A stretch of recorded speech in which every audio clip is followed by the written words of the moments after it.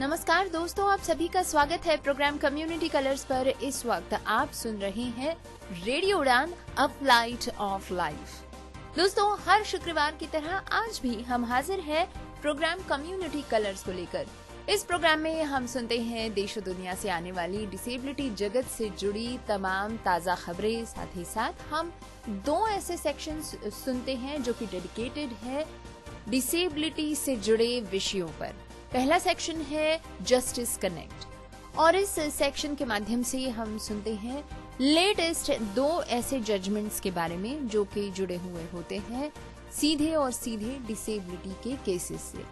दूसरा सेक्शन है जिसका नाम है DEPWD MSJE social media updates section, जिसके तहत हम सुनते हैं कि department of empowerment of persons with disabilities यानी कि दिव्यांग जन सशक्तिकरण विभाग ने इस हफ्ते कौन कौन सी पोस्ट सोशल मीडिया पर हमारे साथ साझा की थी। तो दोस्तों, आशा करते हैं कि प्रोग्राम कम्युनिटी कलर्स और इसके ये दोनों सेक्शंस आपको अपनी जानकारी अपडेटेड रखने में मदद कर रहे होंगे। आपको ये शो और ये सेक्शंस कैसे लग रहे हैं हमें जरूर लिख भेजिएगा YouTube के कमेंट्स सेक्शन में। तो दोस्तों, फिलहाल वक्त हो चला है प्रोग्राम को शुरू करने का। कम्युनिटी कलर्स शुरू करने से पहले आइए सुनते हैं आज के शो की हेडलाइंस। ओडिशा सरकार ने जिला प्रशासन को बच्चों में दिव्यांगता का सर्वे दिसंबर 31 तक पूरा करने का निर्देश दिया। 1995 का ऐतिहासिक कानून, भारत में दिव्यांग अधिकार आंदोलन की कहानी जावेद आबिदी के शब्दों में। मुंबई में RTE के तहत ऑटिस्टिक जुड़वा बच्चों के दाखिले से मना करने पर मां ने बॉम्बे हाईकोर्ट में याचिका दायर की। मध्य प्रदेश के सतना में थैलेसीमिया पीड़ित 6 बच्चों के HIV पॉजिटिव पाए जाने पर राज्य स्तरीय जांच शुरू। डॉक्टर रितेश सिन्हा की रितेश की श्रृंखला पर शोध पत्र को अंतर्राष्ट्रीय अकादमिक मंचों पर मिली पहचान।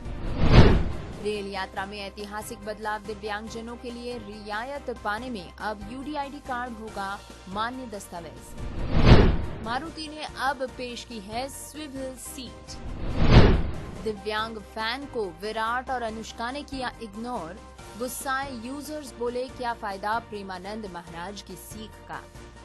प्रोग्राम कम्युनिटी कलर्स में अभी आपने सुनी आज के शो की हेडलाइंस। प्रोग्राम में अब समय हो चला है आगे बढ़ने का, तो बिना वक्त गवाए आइए सुनते हैं डिटेल्ड न्यूज बुलेटिन।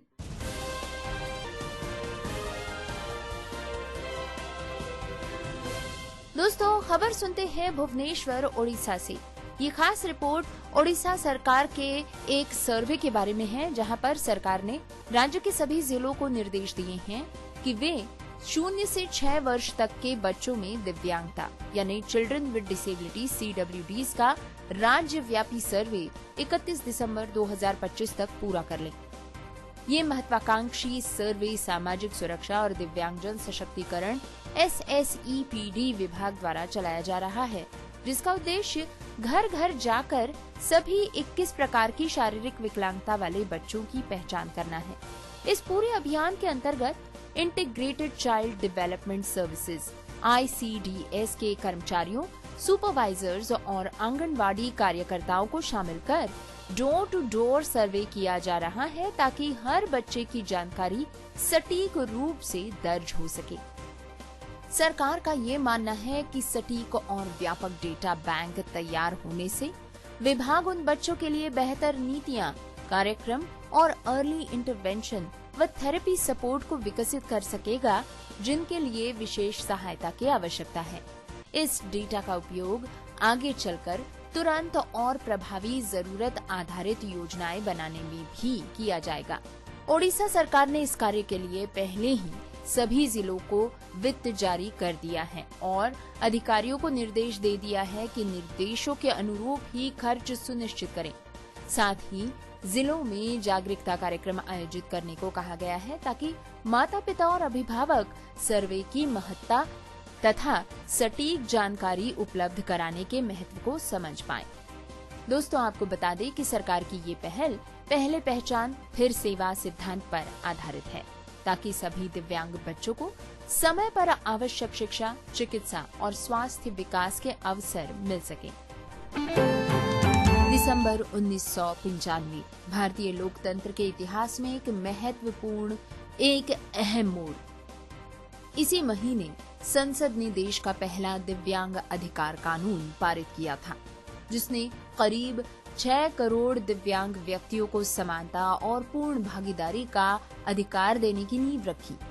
ये कानून अचानक नहीं आया, इसके पीछे था वर्षों का संघर्ष, आंदोलन और एक मजबूत नेतृत्व। दिव्यांग अधिकार कार्यकर्ता जावेद आबिदी, जिन्होंने इस कानून को बदलने और मजबूत बनाने के लिए देशव्यापी अभियान का नेतृत्व किया। 2015 में पत्रकार फरहाना हैदर ने जावेद आबिदी से बातचीत की थी, जिसमें उन्होंने बताया कि कैसे संसद के गलियारों से लेकर सड़कों तक दिव्यांग समुदाय की आवाज को सुना गया। ये बातचीत उस दौर की झलक देती है जब अधिकारों की भाषा को कानून का रूप दिया जा रहा था।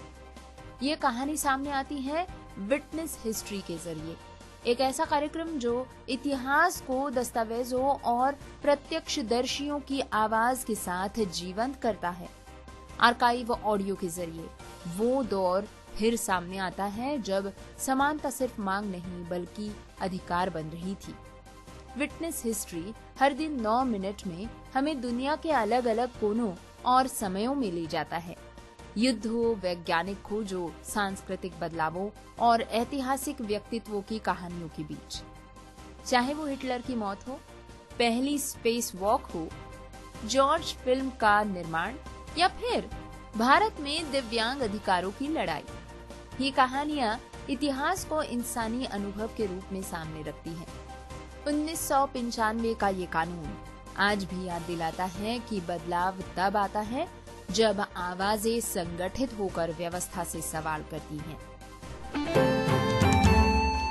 दोस्तों, खास रिपोर्ट सुनते हैं मुंबई से। अधिवक्ता रीता जोशी ने अपने 7 वर्ष के ऑटिस्टिक जुड़वा बेटों की स्कूल में दाखिले से इनकार करने को लेकर बॉम्बे हाईकोर्ट का दरवाजा खटखटाया है। मालूम होता है कि दोनों बच्चों को 2024 के RTE right to education act के अंतर्गत दिव्यांगता कोटा में मिलकर एक निजी स्कूल में सीटें आवंटित की गई थी। हालांकि स्कूल ने आगंतुक विद्यालय में विशेष सुविधा का अभाव बताते हुए बच्चों के दाखिले से मना कर दिया था और मां से कहा था कि वे शैडो टीचर स्वयं नियुक्त करें और उसके खर्चे वे खुद उठाएं। रीता जोशी का कहना है कि इस तरह की मांग समानता, जीवन और शिक्षा के अधिकार सहित संविधान की धारा 14, 21 और 21A के साथ RTE और rights of persons with disabilities RPWD act का भी उल्लंघन करती हैं, क्योंकि स्कूल को उचित सुविधाएं स्वयं या राज्य के संसाधन से प्रदान करनी चाहिए, न कि माता पिता से। उन्होंने याचिका में ये भी कहा है कि उनके बेटों को लगभग 2 साल से औपचारिक शिक्षा नहीं मिल पा रही, क्योंकि स्कूल ने प्रवेश देने से इनकार कर दिया है और संबंधित विभागों से मदद नहीं मिली। याचिका में 2021 के सुप्रीम कोर्ट के उस फैसले का हवाला भी शामिल है, जिसमें कहा गया था कि सुविधाओं के अभाव के कारण ऑटिस्टिक बच्चों को दाखिले से नहीं रोका जा सकता। जोशी ने ये भी बताया कि 2024 में उनका स्टेज 3 का कैंसर निदान हुआ, जिस वजह से वे कानूनी कार्रवाई में देरी के बावजूद अब इस याचिका को जिम्मेदारी से आगे बढ़ा रही हैं। अब इस मामले की सुनवाई बॉम्बे हाईकोर्ट में गुरुवार को होने वाली है, जिसमें मां ने अदालत से अनुरोध किया है कि पहले जैसा आवंटित स्कूल पुनर्प्राप्त किया जाए, बच्चों को उसी कक्षा में प्रवेश दिलाया जाए और बिना किसी वित्तीय बोझ के शैडो टीचर एवं अन्य आवश्यक सुविधाएं उपलब्ध कराई जाएं। दोस्तों, सुनते हैं एक बड़ी ही गंभीर खबर जो कि आती है मध्य प्रदेश के भोपाल से। यहाँ पर सतना जिले में 6 बच्चे जो थैलेसीमिया जैसी गंभीर रक्त विकार से जूझ रहे हैं, HIV पॉजिटिव पाए गए हैं। अधिकारियों का मानना है कि इन बच्चों को दूषित खून के ट्रांसफ्यूजन के कारण ये संक्रमण हुआ होगा, एक स्थिति जो पिछले कुछ महीनों में सामने आए झारखंड के समान मामले से ही मिलती जुलती है। दोस्तों, ये बच्चे लगभग 3 से 15 वर्ष की आयु के हैं और नियमित रूप से ब्लड ट्रांसफ्यूजन लेते हैं, जो थैलेसीमिया के रोगियों के लिए जीवन आवश्यक प्रक्रिया है। स्वास्थ्य अधिकारियों ने बताया है कि अधिकांश मामलों में दूषित रक्त ही संक्रमण का मुख्य स्रोत माना जा रहा है। हालांकि एक मामले में और भी स्रोतों की जांच की जा रही है। इस घटना के प्रकाश में आते ही मध्य प्रदेश सरकार ने एक 6 सदस्यीय राज्य स्तरीय जांच पैनल बना दिया, जिसे 7 दिनों के भीतर विस्तृत रिपोर्ट सौंपी जानी है, ताकि पता लगाया जा सके कि सिस्टम में कहां चूक हुई है। क्या ब्लड बैंक प्रोटोकॉल का पालन नहीं हुआ या रक्त की जांच में कोई गंभीर गलती हुई। जांच समिति में सार्वजनिक स्वास्थ्य विभाग, ब्लड ट्रांसफ्यूजन विशेषज्ञ, औषधि प्रशासन और चिकित्सा शिक्षा विभाग के वरिष्ठ अधिकारी शामिल हैं। पैनल को ये भी देखना है कि क्या संक्रमित खून केवल सतना जिला अस्पताल में ही दिया गया था या कहीं और से भी मिला है। सतना के कलेक्टर सतीश कुमार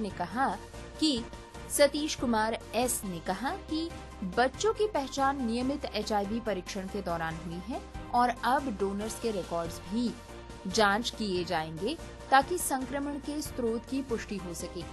आधे से अधिक डोनर्स की पहचान और स्क्रीनिंग की जा चुकी है, लेकिन वायरस के स्रोत तक पहुंचना अभी भी जांच का हिस्सा है। स्वास्थ्य विभाग ने ये भी स्पष्ट किया है कि सभी प्रभावित बच्चों को HIV चिकित्सा प्रोटोकॉल के अनुसार उपचार दिया जा रहा है और सिस्टम की चूक पर कार्रवाई के आदेश दिए गए हैं। इस मामले में न सिर्फ स्वास्थ्य सुविधाओं की विश्वसनीयता पर सवाल उठाया गया है, बल्कि सरकारी स्वास्थ्य सेवाओं में ब्लड सुरक्षा मानकों की समीक्षा भी आवश्यकता को उजागर करती है।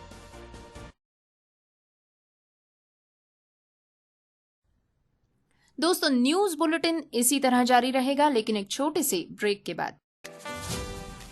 खूबसूरती सिर्फ चेहरे की नहीं, आत्मविश्वास और हुनर की भी होती है, और इसी को सलाम करता है रेडियो उड़ान। रेडियो उड़ान ब्यूटी पेजेंट सीजन 2 इस बार होने जा रहा है 1 मार्च 2026 गुलाबी नगरी जयपुर में। याद कीजिए सीजन 1 के वे सितारे: low vision female Swati Singhla, low vision male Buddha Lama, totally blind female Megha Gupta, totally blind male Devraj. इन सभी ने साबित किया असली चमक नजरों की नहीं, दिल और आत्मा की होती है। अब बारी है सीजन 2 की। क्या आप होंगे इस बार जयपुर के मंच पर चमकने वाले नए सितारे? क्या आप दिखाएंगे अपना आत्मविश्वास अपने अंदाज में? जुड़े रहिए, क्योंकि ये जादुई सफर शुरू होगा 1 मार्च 2026 जयपुर से, सिर्फ रेडियो उड़ान पर।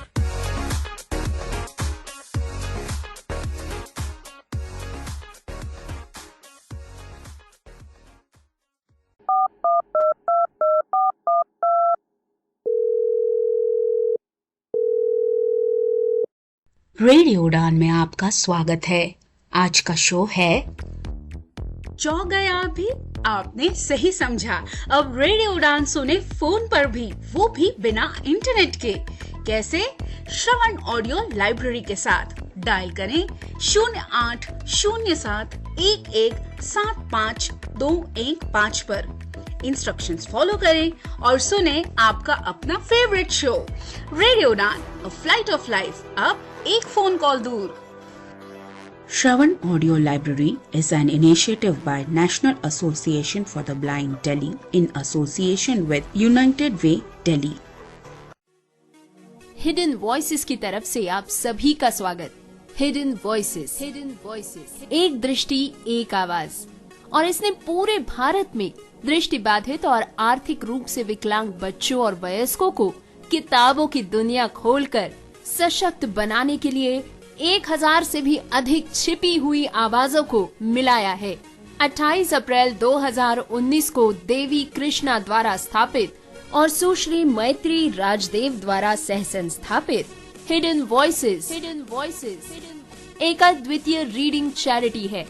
देवी एक अनुभवी मनोचिकित्सक और काउंसलर है और ह्यूमन रिसोर्स मैनेजमेंट की एक दक्ष प्रबंधक है। देवी ने पूरे भारत के विभिन्न भाषाओं के स्वयंसेवकों को दृष्टिबाधितों के लिए ऑडियो किताब पढ़ने और बनाने के लिए तैयार किया है। एक भागीदार के रूप में श्री सुधीश पी और इसके अध्यक्ष के रूप में सुश्री सिंसी थॉमस के साथ हिडन वॉइसेस के अब कुल 1,500 से भी अधिक इन हाउस पाठक है और ये JNU, पुणे और दक्षिण भारत स्थित कई क्लबों से जुड़ा हुआ है, जिसके चलते अब हिडन वॉइसेस के पास 3,000 से भी अधिक पाठक है। इसमें सबसे छोटे पाठक 5 साल की उम्र से लेकर सबसे बड़े पाठक 82 साल के अनुभव वाले स्वयंसेवक है।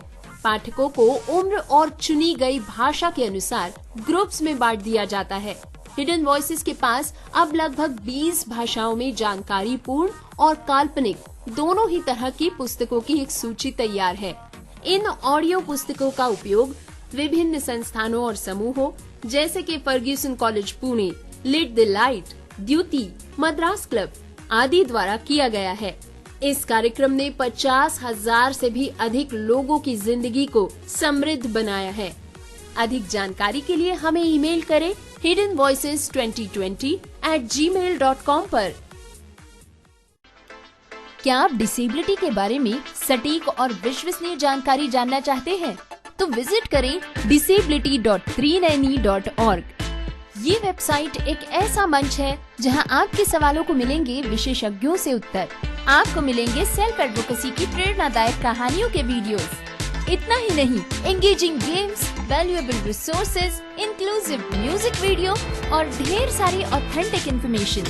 दिव्यांगता से जुड़े अपने सवालों के जवाब खोजिए, अपनी क्यूरियोसिटी को एक्सप्लोर कीजिए वेबसाइट पर डाइविंग डीप सेगमेंट के साथ। तो देर किस बात की, आज ही विजिट करें disability.390.org और साथ मिलकर बनाएं समावेशी समाज।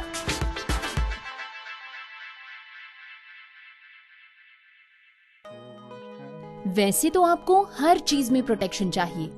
धूप में निकलने से पहले सनस्क्रीन के साथ रेडी रहते हो, क्रिकेट खेलने से पहले नी पैड्स लगाते हो और सोने से पहले मच्छरदानी लगाकर सोते हो। तो बात जब हाथों के जर्म्स की हो तभी प्रोटेक्शन गायब क्यों? इसीलिए सैवलॉन स्वस्थ इंडिया कहता है, अगर जर्म्स और बीमारियों से रखनी हो दूरी, खाने से पहले हैंड वॉश जरूरी।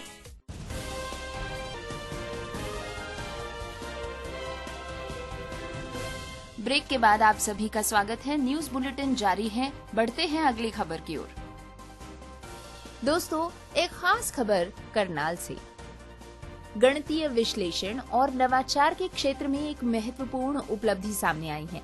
डॉक्टर रितेश सिन्हा, इनके द्वारा विकसित रितेश की श्रृंखला पर आधारित एक शोध पत्र को अब अंतर्राष्ट्रीय अकादमिक पहचान मिल गई है। ये शोध पत्र प्रतिष्ठित वैश्विक प्लेटफॉर्म्स रिसर्च गेट और स्कोपस पर उपलब्ध हो गया है। गौरतलब है कि ये शोध पहले ही UGC केयर सूचीबद्ध प्रतिष्ठित जर्नल शोध कोश में प्रकाशित हो चुका था। अब अंतर्राष्ट्रीय मंचों पर इसकी उपस्थिति से इस शोध की अकादमिक विश्वसनीयता और प्रभाव दोनों में उल्लेखनीय वृद्धि हुई है। अपने अध्ययन में डॉक्टर रितेश सिन्हा ने रितेश की श्रृंखला की गणितीय संरचना और उसके सैद्धांतिक आधार और व्यावहारिक उपयोगों का वैज्ञानिक विश्लेषण प्रस्तुत किया है। शोध में ये स्पष्ट किया गया है कि ये श्रृंखला पारंपरिक गणितीय श्रेणियों से अलग दृष्टिकोण देती है और स्वर्ण अनुपात जैसे प्राकृतिक पैटर्न से गहरा संबंध स्थापित करती है। विशेषज्ञों के अनुसार इस शोध में न केवल शुद्ध गणित के लिए बल्कि वित्तीय विश्लेषण और अंतर विषयक अनुसंधान के क्षेत्रों में भी नई संभावनाएं दिखाई देती हैं। रिसर्च गेट और स्कोपस पर उपलब्ध होने से अब दुनिया भर के शोधकर्ताओं और विद्यार्थियों के लिए ये अध्ययन आसानी से उपलब्ध हो गया है। इसी उपलब्धि पर प्रतिक्रिया देते हुए डॉक्टर रितेश सिन्हा ने कहा कि ये सफलता संख्याओं, प्रकृति और दर्शन के बीच सामंजस्य को समझने की उनकी निरंतर शोध यात्रा को और मजबूती देती है। दोस्तों, दिव्यांगजनों के लिए रेल यात्रा को लेकर अधिक सुलभ, सम्मानजनक और आसान बनाने की दिशा में एक बड़ा कदम उठाया गया है। दिव्यांगजन सशक्तिकरण विभाग, सामाजिक न्याय एवं अधिकारिता मंत्रालय और भारतीय रेल मंत्रालय के बीच एक ऐतिहासिक समझौता ज्ञापन MOU पर हस्ताक्षर किए गए हैं। इस समझौते के तहत अब UDID यानी कि यूनिक डिसेबिलिटी आइडेंटिटी कार्ड को रेलवे यात्रा रियायत प्राप्त करने के लिए वैध दस्तावेज के रूप में स्वीकार किया जाएगा। विशेष रूप से दृष्टिबाधित व्यक्तियों के लिए ये निर्णय बेहद महत्वपूर्ण माना जा रहा है। इस व्यवस्था को लागू करने के लिए UDID डेटाबेस को रेलवे टिकटिंग सिस्टम से API आधारित इंटीग्रेशन के जरिए जोड़ा जाएगा। इसका सीधा लाभ ये होगा कि यात्रियों को बार बार कागजी दस्तावेज दिखाने की जरूरत नहीं पड़ेगी और डिजिटल तरीके से तुरंत सत्यापन हो सकेगा। नई प्रणाली से टिकट बुकिंग प्रक्रिया तेज होगी, दस्तावेजी झंझट खत्म होंगे और दिव्यांग यात्रियों को एक सम्मानजनक और परेशानी मुक्त यात्रा अनुभव मिल पाएगा। सरकार का कहना है कि ये केवल एक प्रशासनिक सुधार नहीं है, बल्कि सुलभता, आत्मनिर्भरता और समान अवसर की दिशा में एक ठोस प्रतिबद्धता है। एक कार्ड, एक पहचान और निर्बाध यात्रा। इस पहल से देश भर के दिव्यांगजन अब रेल यात्रा को पहले से कहीं अधिक सजग, सहज और सशक्त अनुभव के रूप में जी सकेंगे। दोस्तों, खबर सुनते हैं मारुति सुजुकी के बारे में। मारुति सुजुकी ने वैगनार में स्विवल सीट का एक नया ऑप्शन लॉन्च किया है। ये फीचर बुजुर्गों और दिव्यांग लोगों के लिए कार में बैठना और उतरना आसान बना देता है। फिलहाल ये सुविधा 11 शहरों में पायलट प्रोजेक्ट के तौर पर शुरू की गई है। देश की सबसे बड़ी कार निर्माता कंपनी मारुति सुजुकी ने एक बार फिर आम लोगों के लिए बड़ा कदम उठाया है। कंपनी ने अपनी पॉपुलर हैचबैक वैगनार में अब स्विवल सीट का ऑप्शन पेश किया है। ये फीचर खास तौर पर सीनियर सिटीजन्स और दिव्यांग लोगों को ध्यान में रखकर तैयार किया गया है, ताकि उन्हें कार में बैठने और उतरने में कोई परेशानी न हो। मारुति सुजुकी का कहना है कि इस पहल का मकसद ज्यादा से ज्यादा लोगों तक मोबिलिटी का सुख पहुंचाना है। वैगनार पहले से ही भारत की टॉप सेलिंग कारों में शामिल है और अब इसमें स्विवल सीट जैसे फीचर्स को जोड़कर कंपनी ने एक्सेसिबल मोबिलिटी को मेन स्ट्रीम बनाने की कोशिश की है। दोस्तों, आपको बता दें कि स्विवल सीट एक खास तरह की सीट होती है जो दरवाजा खोलने पर बाहर की तरफ घूम जाती है। इससे बुजुर्ग और दिव्यांग यात्री बिना ज्यादा झुके या जोर लगाए आराम से सीट पर बैठ सकती हैं। सीट घूमकर बाहर आती है और बैठने के बाद वापस अपनी जगह पर लॉक हो जाती है। ये सीट खास तौर पर उन लोगों के लिए मददगार है जिन्हें घुटनों, कमर या पैरों की समस्या होती है। दोस्तों, खबर सुनते हैं फेमस एक्ट्रेस अनुष्का शर्मा और टीम इंडिया के धाकड़ बल्लेबाज विराट कोहली की। आए दिन किसी न किसी वजह से ये दोनों चर्चा में बने रहते हैं। हाल ही में विराट और अनुष्का लंदन से भारत वापस आए और आते ही ये दोनों सीधा वृंदावन में प्रेमानंद महाराज जी के दर्शन करने पहुंचे। इसी मौके के कपल के कई फोटोग्राफ्स और वीडियो सोशल मीडिया पर सामने आए। इसी दौरान विराट कोहली और अनुष्का शर्मा का एक वीडियो जमकर वायरल हो रहा है, जिसमें ये दोनों एयरपोर्ट पर एक दिव्यांग फैन को इग्नोर करते हुए नजर आते हैं। इसे देखने के बाद तमाम यूजर्स ने विराट और अनुष्का को ट्रोल करना शुरू कर दिया है। विराट कोहली भारतीय क्रिकेट जगत के दिग्गज बल्लेबाज हैं। उनका स्टारडम पूरी दुनिया में फेमस है और उनके चाहने वालों की तादाद काफी अधिक है। हर कोई उनके साथ एक फोटो क्लिक करने के लिए सपने देखता है। इसी आधार पर जब विराट कोहली मंगलवार को अपनी पत्नी अनुष्का शर्मा के साथ स्पॉट हुए, तो इस दौरान एक दिव्यांग फैन भागते हुए विराट कोहली की तरफ पहुंचा।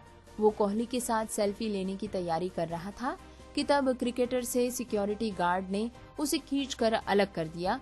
इसी दौरान विराट और अनुष्का उस दिव्यांग फैन को पूरी तरह से इग्नोर करते नजर आए। दोस्तों नमस्कार, आप सभी का स्वागत है प्रोग्राम कम्युनिटी कलर्स में फिर से एक बार। दोस्तों प्रोग्राम में अब वक्त हो चला है DEPWD MSJE social media updates section सुनने का। तो आइए देखते हैं कि इस हफ्ते कौन सी खबरें department of empowerment of persons with disabilities ने हमारे साथ सोशल मीडिया के माध्यम से, फेसबुक, इंस्टाग्राम के माध्यम से शेयर की हैं। समावेशी और सम्मानजनक यात्रा की दिशा में एक ऐतिहासिक कदम। दृष्टिबाधित व्यक्तियों के लिए जीवन बदलने वाले कदम के तहत दिव्यांगजन सशक्तिकरण विभाग, MSJE और रेल मंत्रालय, भारत सरकार ने एक ऐतिहासिक समझौता ज्ञापन पर हस्ताक्षर किए हैं। अब #UDID कार्ड को दृष्टिबाधित व्यक्तियों द्वारा रेलवे यात्रा रियायतें प्राप्त करने के लिए एक वैध दस्तावेज के रूप में स्वीकार किया जाएगा। ये दृष्टिबाधित व्यक्तियों यानी दृष्टिहीनता की श्रेणी में से एक के UDID डेटाबेस को रेलवे टिकटिंग सिस्टम के साथ API आधारित इंटीग्रेशन के माध्यम से सक्षम किया जाएगा, जिससे कि ये सुनिश्चित हो पाएगा कि निर्बाध डिजिटल सत्यापन हो सके, बार बार कागजी कार्रवाई ना हो, तेज परेशानी मुक्त बुकिंग हो, अधिक सम्मानजनक यात्रा का अनुभव हो। ये सिर्फ एक नीतिगत सुधार नहीं है, ये पहुंच, स्वतंत्रता और समान अवसर का वादा है। ये कार्ड एक पहचान, असीमित गतिशीलता के लिए एक ऐसा कदम है जो वास्तव में जीवन बदल देगा और पूरे भारत में दृष्टिबाधित दिव्यांगजनों के लिए रेल यात्रा को अधिक समावेशी बनाएगा। अपनी अगली पोस्ट में दिव्यांगजन सशक्तिकरण विभाग लिखते हैं, Sense International India deaf blind दिव्यांगजनों के सशक्तिकरण के लिए निरंतर कार्य कर रहे हैं। दिल्ली के कर्तव्य पथ पर आयोजित दिव्य कला मेला में संस्थान की ओर से कनुप्रिया जी ने बताया कि उनके स्टॉल पर प्रदर्शित प्रत्येक उत्पाद उन डेफ ब्लाइंड दिव्यांगजनों की मेहनत और हुनर का प्रतीक है, जिन्होंने ये कौशल व्यावसायिक प्रशिक्षण, वोकेशनल ट्रेनिंग के माध्यम से सीखे हैं। ये स्टॉल आत्मनिर्भरता, आत्मविश्वास और प्रतिभा की एक प्रेरणादायक कहानी कहता है। दोस्तों इसी पोस्ट के साथ साथ एक वीडियो भी डिपार्टमेंट ने साझा किया है। देखते हैं इस वीडियो में वे क्या कहते हैं।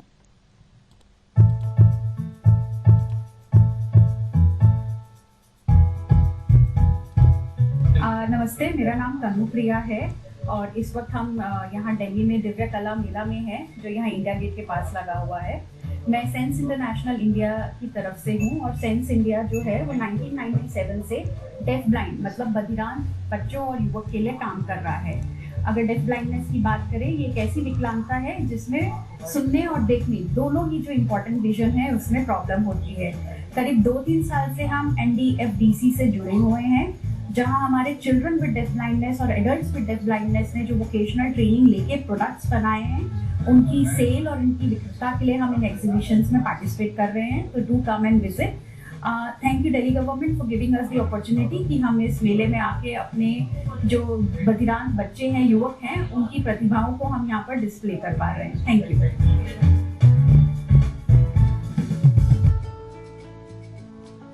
दोस्तों आपको एक बार और बता दें कि 13 से लेकर 21 दिसंबर 2025 सुबह 11 से रात्रि 9 बजे तक नेताजी सुभाष चंद्र बोस प्रतिमा के निकट कर्तव्य पथ इंडिया गेट नई दिल्ली पर आप दिव्य कला मेला का लाभ उठा सकते हैं। दोस्तों अगली पोस्ट में दिव्य कला मेला के बारे में जानकारी देते हुए डिपार्टमेंट लिखते हैं, NIEPID ने 13 दिसंबर को इंडिया गेट नई दिल्ली में दिव्य कला मेला के उद्घाटन में भाग लिया। दिव्य कला मेला NDFDC द्वारा 13 से लेकर 21 दिसंबर 2025 तक आयोजित किया जा रहा है, जिसमें के पूरे भारत के राष्ट्रीय संस्थान और NGO दिव्यांग बच्चों की प्रतिभा दिखाने के लिए सक्रिय रूप से भाग ले रहे हैं। NIEPID की ओर से इसके रीजनल सेंटर और model special education centre Noida ने कर्तव्य पथ पर इस दिव्य कला मेला में एक प्रदर्शनी स्टॉल लगाया। NIEPID ने बौद्धिक अक्षमता वाले बच्चों द्वारा बनाए गए उत्पादों को प्रदर्शित करके उनकी प्रतिभा को भी दिखाया, जिसने आगंतुकों का ध्यान आकर्षित किया है। NIEPID द्वारा विकसित टेस्ट उपकरण और प्रकाशन सामग्री स्टॉल पर प्रदर्शित की गई, जिसे आम जनता ने पसंद किया और सराहा। इन 9 दिनों के लिए NIEPID लाइव एक्सपीरियंस जोन में विभिन्न लाइव गतिविधियों की योजनाएं भी बनाई गईं, जैसे कि योग, पावर योग, कला प्रतियोगिता, नृत्य और मूवमेंट थेरेपी। साथ ही साथ खेल, माता पिता की काउंसलिंग, माता पिता के लिए समूह चर्चा, UDID, ई सानिध्य, दिव्यांगजनों के लिए निरामया, पंजीकरण, जॉब फेयर, दिव्यांग व्यक्तियों के लिए वॉकथॉन। गतिविधि क्षेत्र में नियोजित और निष्पादित गतिविधियों ने आगंतुकों को व्यस्त रखा और उद्घाटन के दिन योग प्रशिक्षक की देखरेख में योग करके उन्हें आराम में मदद की। NIEPID MSEC के छात्रों को उद्घाटन कार्यक्रम में आमंत्रित किया गया था, जिसे के 35 छात्रों ने भाग लिया।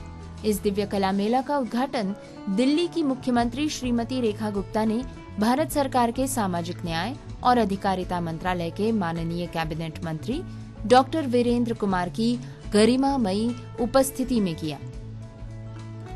अपनी अगली पोस्ट के माध्यम से डिपार्टमेंट लिखते हैं, department of empowerment of persons with disabilities MSJE के अधीनस्थ NDFDC इंडिया की दिव्यांगजन स्वावलंबन ऋण योजना दिव्यांगजनों को अपना व्यवसाय शुरू करने और आत्मनिर्भर बनने में मदद करती है। सुनते हैं इसका पात्रता मानदंड। न्यूनतम 40% दिव्यांगता UDID कार्ड अनिवार्य है।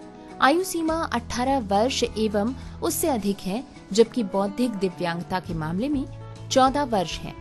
केवल भारतीय नागरिक आवेदन के हेतु पात्र हैं।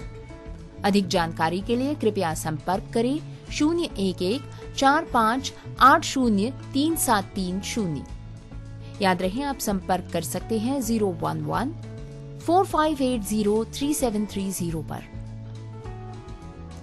अपनी अगली पोस्ट में डिपार्टमेंट लिखते हैं, #PWBD उम्मीदवारों के लिए पसंदीदा सेंटर। पहुंच को आसान बनाने की दिशा में एक बड़े कदम के रूप में UPSC ने बेंचमार्क विकलांगता वाले उम्मीदवारों यानी PWBD के लिए पसंदीदा सेंटर की शुरुआत की है। अब PWBD सभी UPSC परीक्षाओं के लिए अपने पसंदीदा परीक्षा केंद्र को चुन सकते हैं और उन्हें ये भरोसा दिलाया जाता है कि उन्होंने चुना हुआ सेंटर ही उन्हें दिया जाएगा, जिससे कि परीक्षा के दिन ज्यादा आराम, सुविधा और आसानी मिल सकेगी। ये पहल एक समावेशी और सशक्त परीक्षा इकोसिस्टम के प्रति UPSC की प्रतिबद्धता को मजबूत करती है।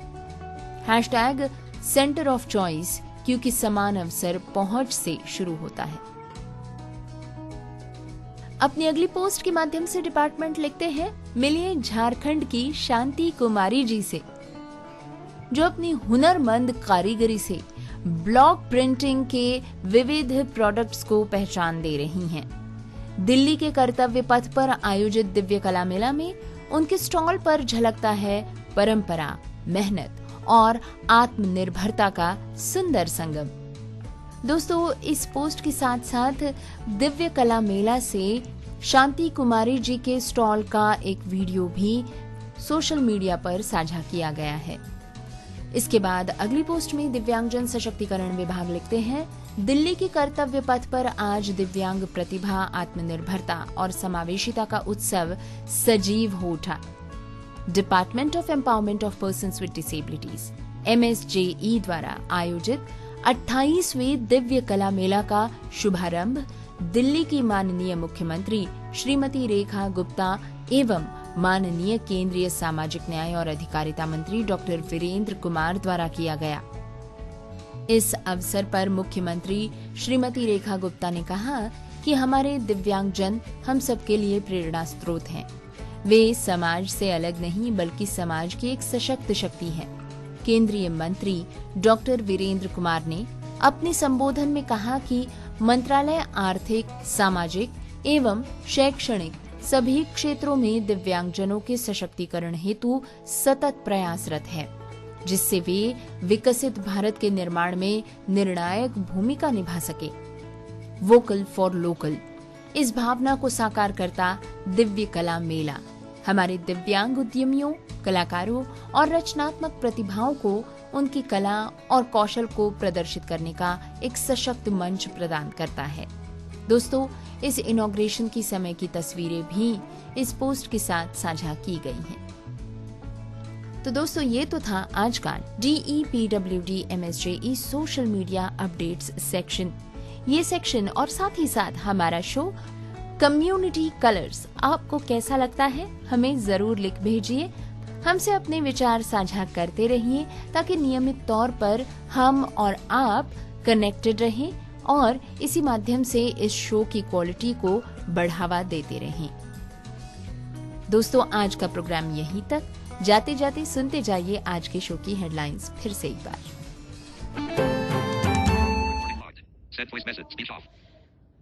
हाय एवरीवन, इस हफ्ते हम जस्टिस कनेक्ट में 2 जजमेंट्स को डिस्कस करेंगे। एक Punjab and Haryana high court की जजमेंट है और एक हिमाचल प्रदेश हाई कोर्ट की जजमेंट है। पहले हम आते हैं Punjab and Haryana high court की जजमेंट में, जो 1 दिसंबर को डिलीवर की गई है।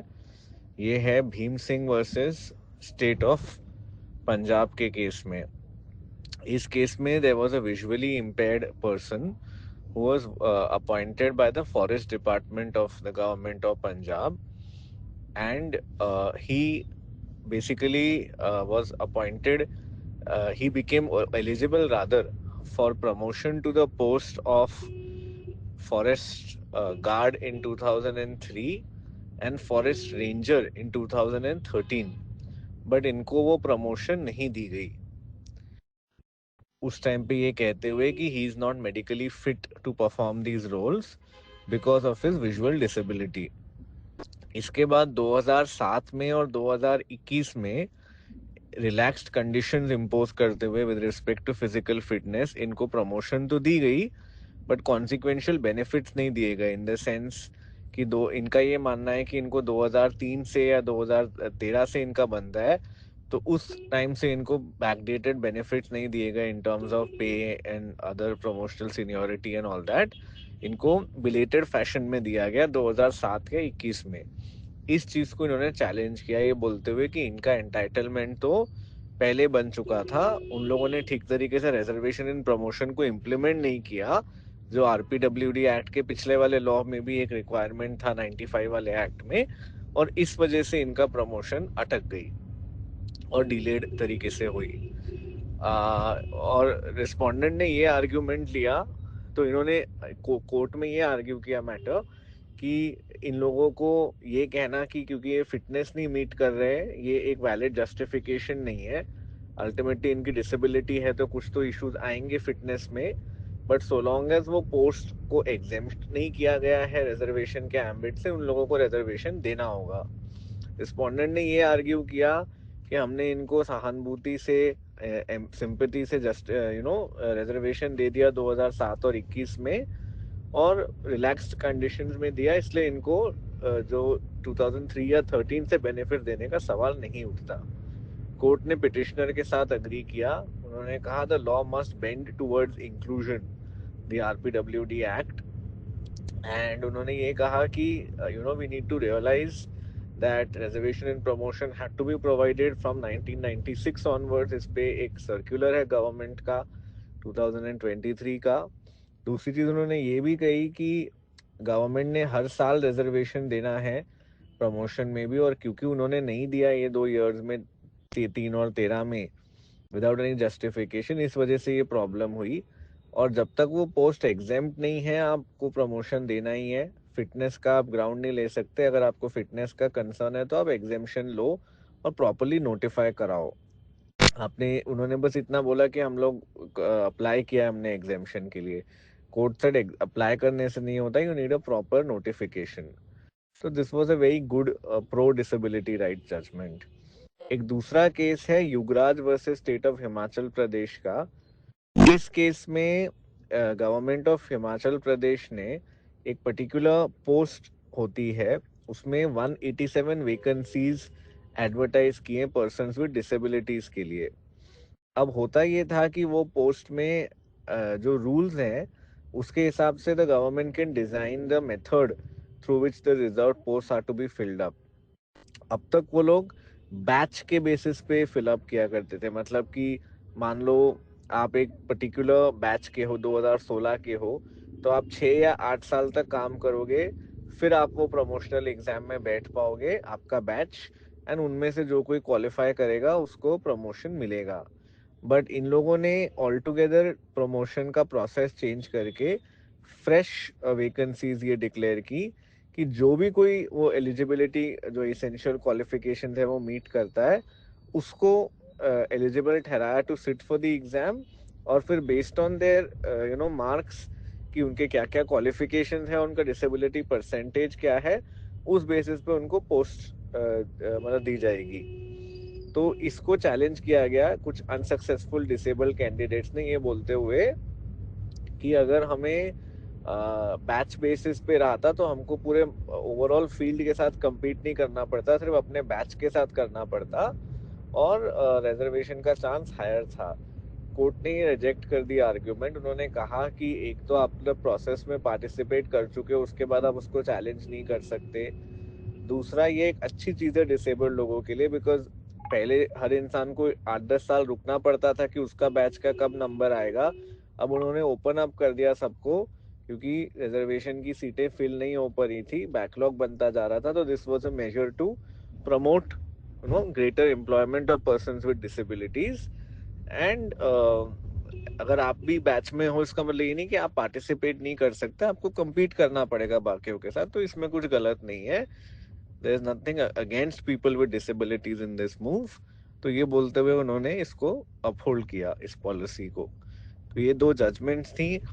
Please do reach out to us in case you have any queries. हमारा एक जस्टिस कनेक्ट का हेल्पलाइन रहता है Thursday to Thursday 5:30 to 6:30 PM 9890281068 या 9892622230 पे। जो लोग लीगल फीस कंसल्टेशन का नहीं अफोर्ड करने की पोजीशन में होते, और जो लोग कर सकते हैं कंसल्टेशन, उनका throughout the week as per our availability and their availability हम लोग फी के बेसिस पे भी कंसल्टेशंस करते हैं। तो please do reach out in case you want any legal advice. Thank you. Screenshot cancel. Send voice message.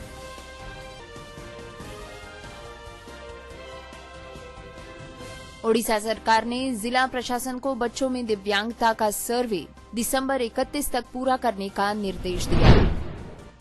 1995 का ऐतिहासिक कानून भारत में दिव्यांग अधिकार आंदोलन की कहानी जावेद आबिदी के शब्दों में। मुंबई में RTE के तहत ऑटिस्टिक जुड़वा बच्चों के दाखिले से मना करने पर मां ने बॉम्बे हाईकोर्ट में याचिका दायर की। मध्य प्रदेश के सतना में थैलेसीमिया पीड़ित 6 बच्चों के HIV पॉजिटिव पाए जाने पर राज्य स्तरीय जांच शुरू। डॉक्टर रितेश सिन्हा की रितेश की श्रृंखला पर शोध पत्र को अंतर्राष्ट्रीय अकादमिक मंचों पर मिली पहचान। रेल यात्रा में ऐतिहासिक बदलाव, दिव्यांगजनों के लिए रियायत पाने में अब UDID कार्ड होगा मान्य दस्तावेज। मारुति ने अब पेश की है स्विvel सीट। दिव्यांग फैन को विराट और अनुष्का ने किया इग्नोर, गुस्साए यूजर्स बोले क्या फायदा प्रेमानंद महाराज की सीख का।